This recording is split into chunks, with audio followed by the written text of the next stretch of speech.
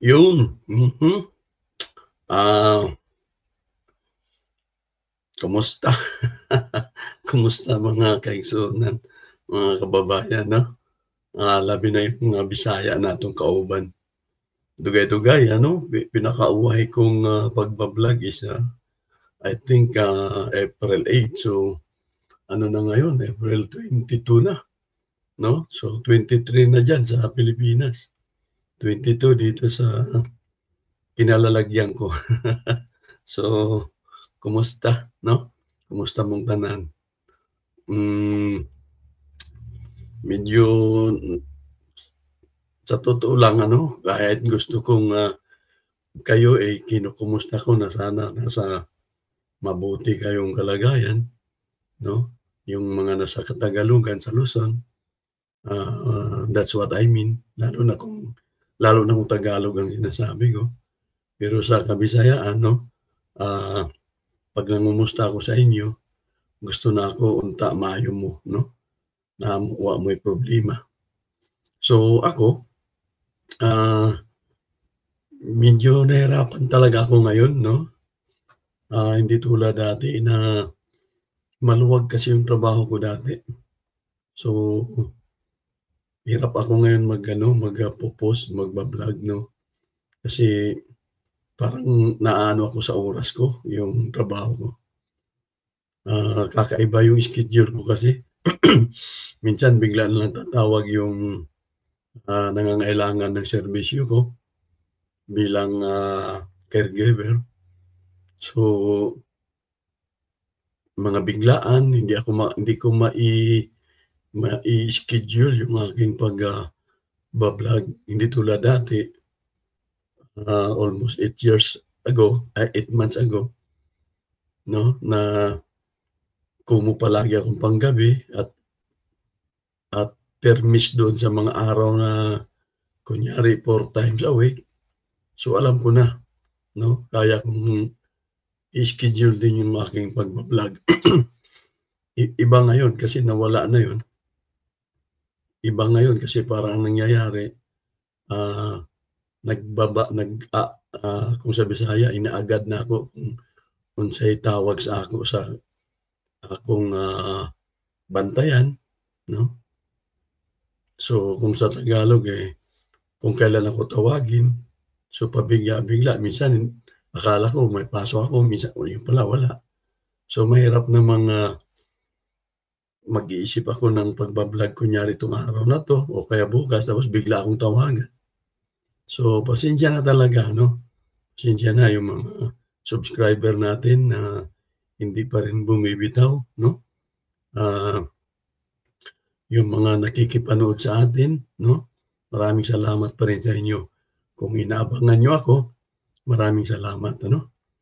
So, hindi ko ayaw kong mangako ano, pero lalo pa't malapit na yung eleksyon ano, kahit papaano sana makapagbigay tayo ng mga komento, mga critics 'no, sa iba't ibang mga pulitikong tumatakbo. So, ayaw ko namang ito yung ano ko, kumbaga gusto ko naman talaga yung ginagawa ko. May monetization o wala, kasi hindi pa naman talaga tayo umabot dun. Makikita niyo naman yung aking kayo na mga subscriber kung ilan pa lang tayo 'no. Pasalamat nga ako na, ah, nasa permis tayo sa 1,000 pero siyempre iba yung subscriber, iba rin yung nanonood. Alam niyong nanonood 10, 5, pero hindi naman ako nagsasawa, hindi ako, nadi-discourage diyan. Kasi sabi ko nga sa inyo, ang gusto ko naman talaga is magsalita 'no, kung ano yung nararamdaman ko, ano yung mga nasa isip ko, gusto kong i-share sa inyo 'no. Manood man kayo o hindi, pero siyempre salamat dun sa nanonood. Baka pareho tayo ng iniisip 'no, malaking tulong sa akin 'yan, malaking bagay na sa'kin 'yan. Kumbaga naiengganyo na ako kapag mayroong mga comments na nagsasabing tama ako, tama tayo, pareho ang iniisip natin 'no. So salamat pa rin ano, maraming salamat. Daghang salamat gihapon 'no, sa tanang mga Bisaya. So, kinilay atong pag-istoryahan 'no, at di man siya bago, hindi ito bago 'no, mga 2 weeks na yata ito 'no, nung nandun pa si Hanilet sa Netherlands 'no, sa The Hague, itong kabit ni Digong. Sabihin na lang nating kabit talaga kasi hindi naman talaga asawa 'yan 'no. So, nagpa-interview ito, mababasa niyo naman diyan ano, nagpa-interview siya, hindi ko alam kung media 'yun, pero sa tingin ko mga vlogger 'yun 'no, kasi kung titingnan niyo yung, atmosphere doon, yung, lahat ng halos pumupunta doon 'no, para ding naging vlogger na lang lahat, mga content creator 'no. Tingnan niyo yung mga, pumapalibot sa kanya. Puro may mga cellphone 'no, puro may mga kamera, kanya-kanya silang hawak. Tuwing merong kulang na lang kung mayroong, titihaya dun, sabay-sabay din silang pupunta dun para kuhanan nila. May lalabas si si si Padilla man 'yan 'no, nung nandun si Sara, nandun sila Roque 'no, para silang mga ano, tulad nito yung ginagawa natin nagco-content 'no. Sila din gano'n din 'no, parang, bukod sa pagiging OFW, parang, siyempre baka parang gusto na rin yata nilang maging, vlogger, maging content creator 'no. Nangangarap nga naman sila na baka bigla silang mag-viral 'no, maraming manonood, baka kumita 'no. Facebook man 'yan, YouTube man 'yan o kung saan mga social, platform 'no. So, itong pangyayaring ito nung nagpa-interview itong, kabit ni Digong, ah, sabi niya maawa na lang 'no, awa na lang. Kumbaga parang halo 'tong Bisaya na Tagalog 'no, kaya ganyan siya magsalita, hindi dire-diretso. So, sabi niya wag niyo na lang respetuhin 'no, ang pinapatungkulan niya dito si Duterte, si Digong. Awa na lang, tutal nagserbisyo naman 'yan, 'di ba? Sabi niya. So, ang ganyan sila ngayon 'no, ganyan sila ngayon. Nung panahon ba pati ang anak niya yung Katie 'no, kung makapagsalita sa mga vlogger diyan 'no, yung Katie parang hindi ako nakarinig ng, pagmamakaawa 'no, matapang pa rin kung magsalita 'no, parang sila ay nagrabyado, parang sila ang inaapi. Ito naman, itong si Hanelet ay biglang nagsabi na, kahit 'wag ng respetuhin 'no, ah, kaawaan na lang, tutal naman daw, nagserbisyo din naman nung 6 na taon, yun. Yun ang parang bawi niya 'no. Pero kayo, ah, nakakaawa ba yung taong napakabastos kung magsasalita 'no? 'Pag tiningnan mo yung pagmumukha niya, dahil sa katandaan niya, talagang kaawa-awa na kasi parang uugod-ugod na 'no, kung sa Tagalog uugod-ugod na. Unsa man na sa Bisaya, hinay na kay molihok 'no, nakayuk nakatiko ko na, nakayuko na or, basta hinay na molihok 'no, magsagadsad na ang, tiil sa sahog sa salog, sa sahog 'no. So, 'pag tiningnan mo siya physically, talagang matanda na 'no, kaawa-awa na siya, mahina na, ang bagal ng kumilos. Pero kung magsalita, 'di ba, napakabastos pa rin 'no, napakayabang pa rin 'no, kung sa Bisaya hambog pagyapon, kinsay ganahan ana mo mo maluoy 'no. Ang Bisaya kasi sa awa is kaluoy o maluoy 'no. Ilang beses siya magsabi dun sa Congress na pagsisipain niya daw yung ICC once na dumating yung ICC, 'no? Pagsasampalin, pagsisipain. So, paano ka maawa sa ganyang klaseng tao, 'no? Parang ganito lang yun mga kaigsuunan 'no, mga kababayan. Tayo may mga lolo lolo naman tayo, may mga tiyuhin tayo, 'no? May mga tumatanda tayong tiyuhin, lolo, 'no? Alam natin 'yan na meron talagang, tao na sa hindi malamang dahilan, 'no, napakasalbahe, 'no? Alam niyo 'yan kasi kung hindi man nangyari sa inyo, sa pamilya niyo, may mga kapitbahay tayong ganyan, mga silingan ba kung sa Bisaya, na tiguang na pero bastos, 'no, magbugal-bugal, 'no? 'Di mo malaman kung, ano bang tawag nito sa Tagalog, yung, ulyanin na, 'no? So, talagang magkakaroon ka ng hindi tayo magkakaroon ng parang respeto o awa 'pag gano'ng klaseng tao, ano? 'Di ba may mga nasasangkot pa nga na matanda na gumagawa pa rin ng kahalayan, 'no? So, wala namang pinag-iba ito, 'no? Hindi nga gumawa ng kahalayan pero, minumura yung Diyos, 'no? Minumura yung si Kristo, 'no? Tapos kaya nga ang sabi ko diyan, itong sila Hanilet, 'no? Sinabihan niya ba itong kanyang, kabit o itong kanyang, kaipon na si Digong, sinabihan niya ba ng maawa ka naman doon sa panahong nagsabi siya ng kill, kill, kill sa mga adik daw, sa mga pusher daw, ah, na kung saan ay pinanawagan niya sa kapulisan na taniman ng ebidensya, palabanin, 'no? Palabanin kahit ayaw lumaban, palabanin para, tudasin na.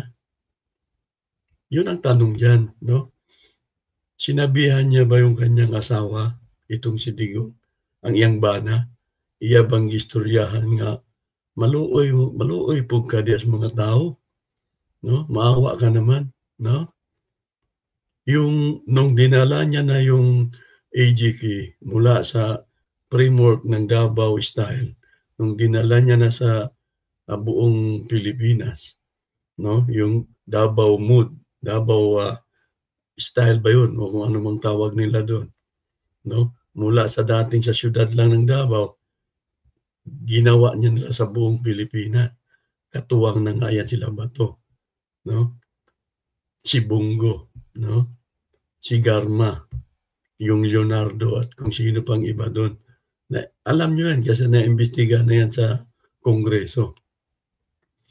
So, nung ginawa ba nila yung mga pagpatay, don't tell us 'no, huwag sabihin nitong si Hanelet na hindi niya alam na ang pinanggagawa o pinag-uutos ng kanyang bana, 'no, na si Digong, 'no? Nagsabi ba siya na maawa ka? Yung mga hindi naman talaga totoo, yung mga napaghinalaan lang, pero sinaktan, kinulong, pinatay. Sinabihan niya ba 'tong si Digong na maawa ka naman, 'no? Itigil mo na 'yan. So, ngayon naalala ko pa yung kay Ian ba yun, De Leon ba yun, De La Cruz, yung dito sa Caloocan, 'no? Tapos yung mga pinagsa-salvage diyan sa Davao nung mayor pa lang yung kabit niya, 'no?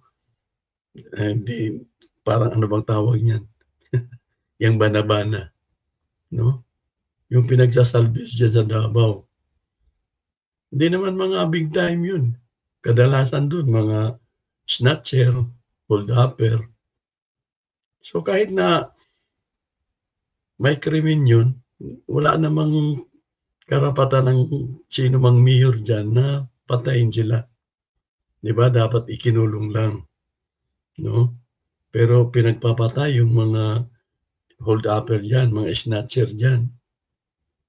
Ngayon, sinabihan mo ba yung mister mo o bana mo na maawa ka naman, ikulong mo lang sila, 'di ba? Hanggang sa nakarating na nga sa Pilipinas yung Bulacan Massacre, yung isang gabi lang, yung nag-operasyon Tukhang sila, panahon yata ni Bato yun 'no?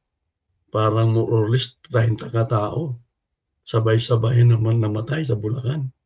May 11 dito sa ganitong lugar, Norsagaray ba yun o kung saan sa Bulacan yun, na sa buong isang gabi ay umabot ng 30 mahigit. Naawa ba? Nagsabi ka ba sa mister mo, kay Digong na maawa ka naman, 'no?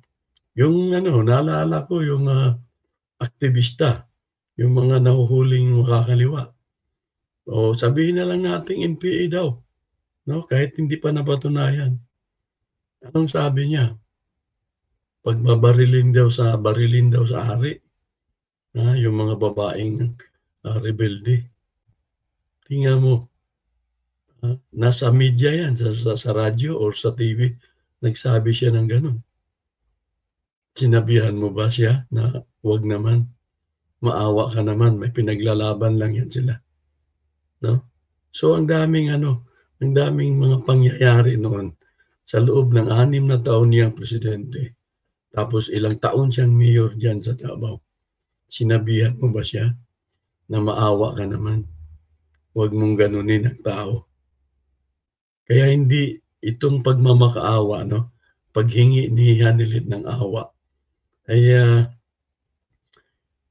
kung may utak ka, kung binabalanse mo yung mga nahitabo, mga pangyayari, hindi karapat-dapat na bigyan ng awa itong si Digong niyo o si Duterte o si Digong. Napakarami niyang kasalanan at dapat lang pagbayaran niya, 'no? Yan lang talaga ang, gusto nating iparating, 'no? Pagbayaran niya kahit pa may kasalanan, kahit adik pa kung totoong adik yung mga pinagpapatay, kahit totoong pusher pa, 'no? Dapat binigyan nila ng due process yun. Dapat binigyan nila ng, karapatang mabuhay, 'no? Kulong dapat, i-rehab dapat, 'no? Palagi na lang itong mga vlogger na kakampi niyo, sasabihin na yung mga adik, yung biktima ng mga adik ay, hindi ba kayo naawa dun? Yun ang alibay, yun ang rason, 'no, yun ang pambubudol na ginagawa ninyo, na bakit daw, kumakampi yung mga tulad ko sa mga biktima ng AGK o ng drug war, 'no? Hindi tayo kumakampi. Ang lagi nating sinasabi, hulihin sila kung may ginawa silang krimen, hulihin, ikulong. Yung mga biktima naman nila dapat mabigyan ng hustisya. Kaya nga nananawagan tayo na dapat litisin, ikulong, kasi nga may ginawa silang krimen. Pagbayaran nila sa kulungan yung kanilang pinagagawa at tulungan ng gobyerno yung mga biktima nila. Wala tayong sinasabing hindi natin tutulungan yung biktima ng mga adik o ng mga pusher, 'no, o ng mga kriminal. Hindi tayo dapat maawa, pero ang sinasabi lang natin, sundin yung kung ano yung nasa batas. Tulad ng mister mo na si Digong, gumawa siya ng krimen, 'no, hindi tayo dapat maawa, 'no? Pagdusahan niya, harapin niya yung kaso at kung siya'y matalo, pagdusahan niya sa kulungan, 'no? So, yun lang ang pinapaalala ko mga kababayan, ano, mga kabisaya nako, 'no? Dili ta angay mopasaylo, 'no? Kinahanglan pagbayaran nila yung kanilang pinagagawa dahil kung palagi na lang silang pinapatawad, malamang uulitin 'yan, malamang may gagaya, 'no? So, sa usapin ng, paghihingi ng awa nitong si Hanelet Abansinya. No way, no? Hindi po pwede yan. Dapat managot siya. Okay? So, dagdag ko lang, maiba tayo ng usapan, malapit ng eleksyon. Ito, yan, no? Manalo sa hindi,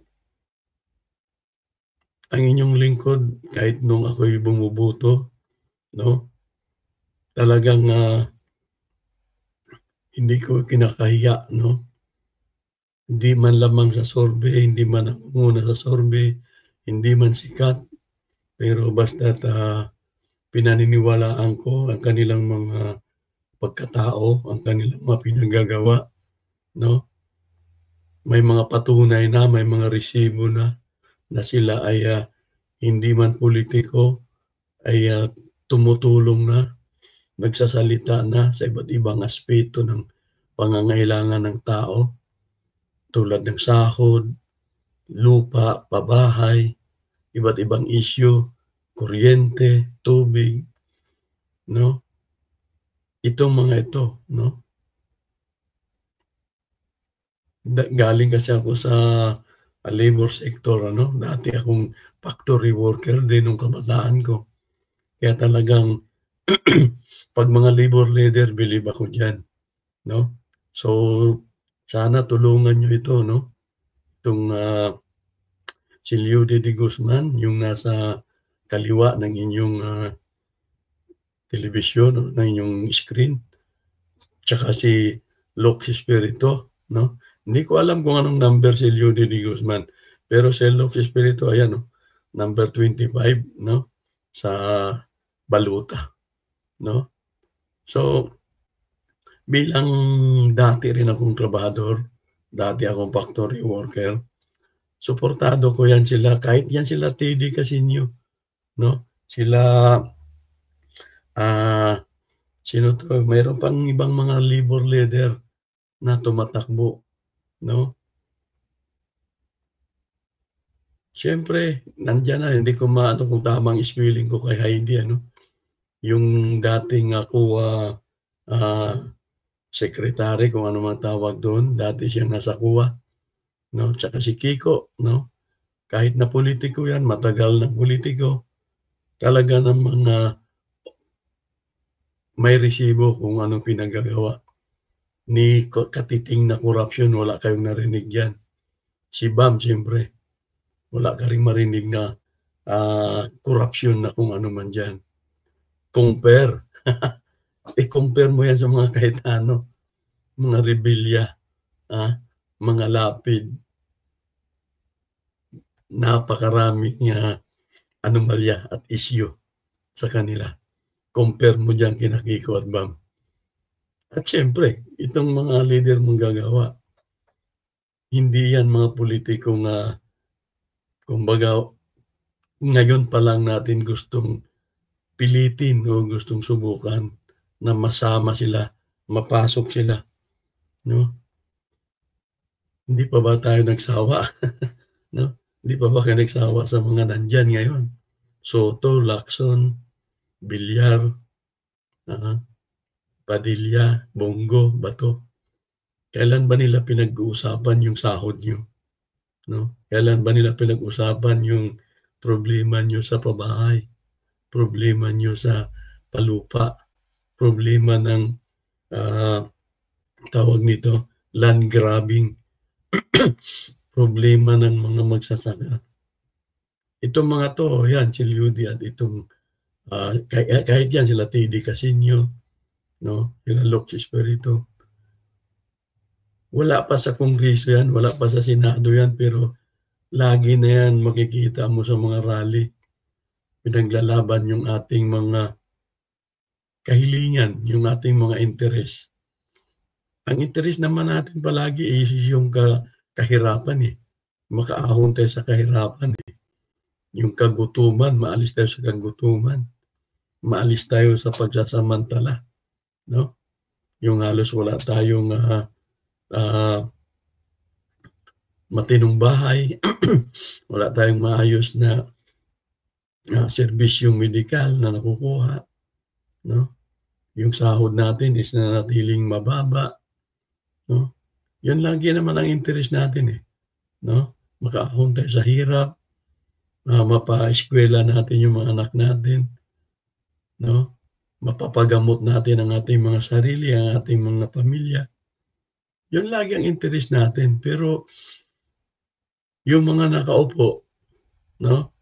Yung mga bilyar, mga soto na paulit-ulit na nating binoboto, 'no? Tumanda na nga tayo ng ganitong edad, sila pa rin ang binoboto natin, 'no? Paulit-ulit na lang 'yang mga 'yan. Kaya ang pakiusap ko sa inyo, 'no,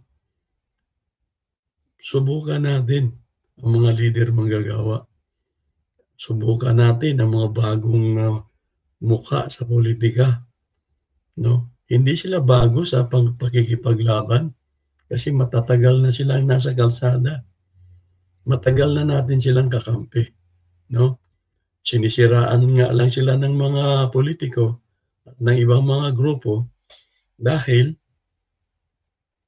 sa hindi mo malamang dahilan. Sila ba'y bayad, binabayaran, 'no? Sila ba'y, mga kapitalista para matakot sila dito sa mga lider manggagawa na, gusto lang naman ng, konting, pagtaas ng sahod ng mga labor sector ng ating bansa, 'no?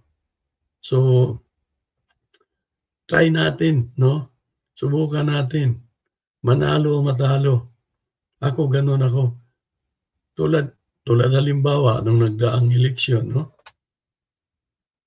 binoto ko 3 or 4 kasi 'yun lang ang alam ko, 'yun lang ang kilala ko.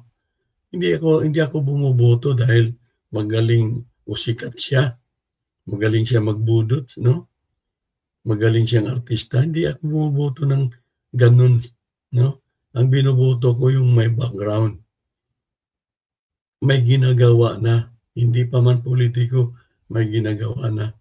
Itong mga ito, wala pa sa pulitika, wala pa sa pagiging leader ng bansa, pero may mga ginagawa na, 'no? Pinagtatanggol na yung interes natin bilang manggagawa, bilang squatter, bilang, nasa, pagsasaka, nasa sektor ng mangingisda, kahit sa sektor ng kababaihan, 'no? Itong mga ito may paggalang 'to sa, rights ng mga kababaihan, 'no? Si Leo de Guzman, si Lux Espiritu, 'yan sila Teddy Casino, 'no?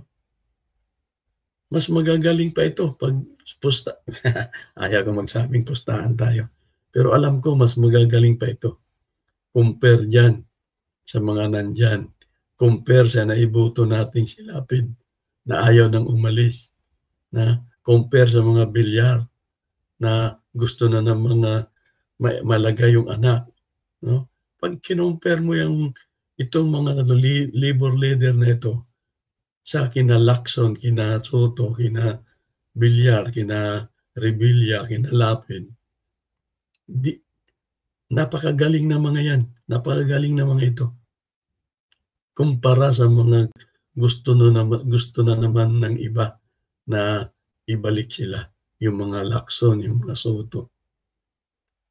Wala tayong magawa dahil mayaman yung mga yun, maaaring manalo talaga yun, pero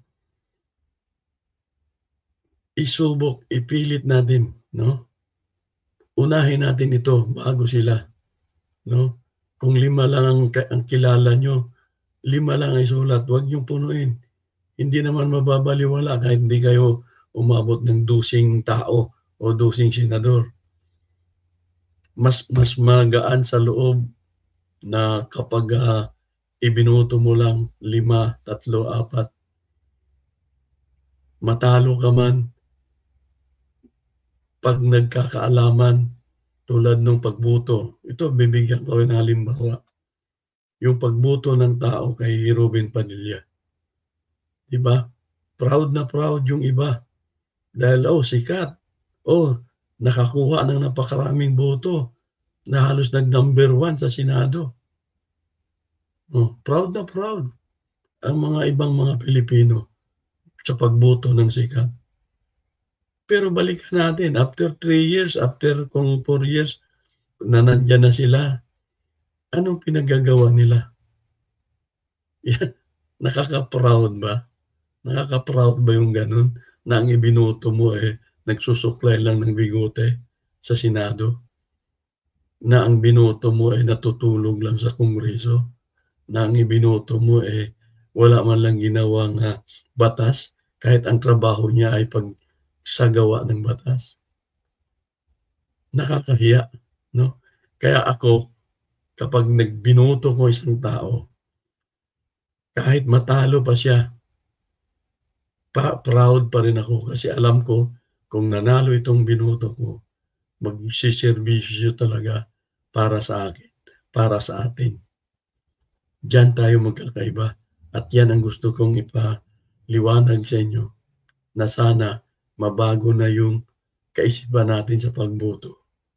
Iboto natin ang kilala na natin, ang alam na natin na may ginagawa, ang alam na natin na kakampi natin sa West Philippine Sea, alam natin na kakampi natin sa usapin ng sahod, alam natin na kakampi natin sa pagtaas ng pagpigil sa pagtaas ng mga bilihin, ng kuryente, ng tubig, 'no? 'Pag sila ang nanalo, alam natin na talagang may gagawin sila. Kaysa iboto natin yung mga artista na hindi man lang natin narinig na nagsalita tungkol sa pasahod, nagsalita tungkol sa mga demolisyon na tumutulong ba sa mga walang lote, sa mga walang lupa, sa mga walang bahay, 'no? Artista lang yang mga yan, sikat lang yang mga yan, pero walang kaalam-alam sa interes natin, walang kaalam-alam sa mga ipinaglalaban natin. Kaya yun lang mga kaibigan 'no, mga ka-Exona, try natin 'no, pakiusap ko sa inyo ano, mga ka-Exona ko, mga kababayan diyan sa Visayas ug Mindanao, suwayan nato 'no, lider manggagawa, suwayan nato, ibutang nato sa Kongreso or sa Senado. Sige, salamat sa inyong, panonood, sa inyong pagtanaw, sa inyong paghuman sa akong vlog. Mag-amping tanan 'no, kung sa Tagalog, ingat tayong lahat. Salamat po 'no.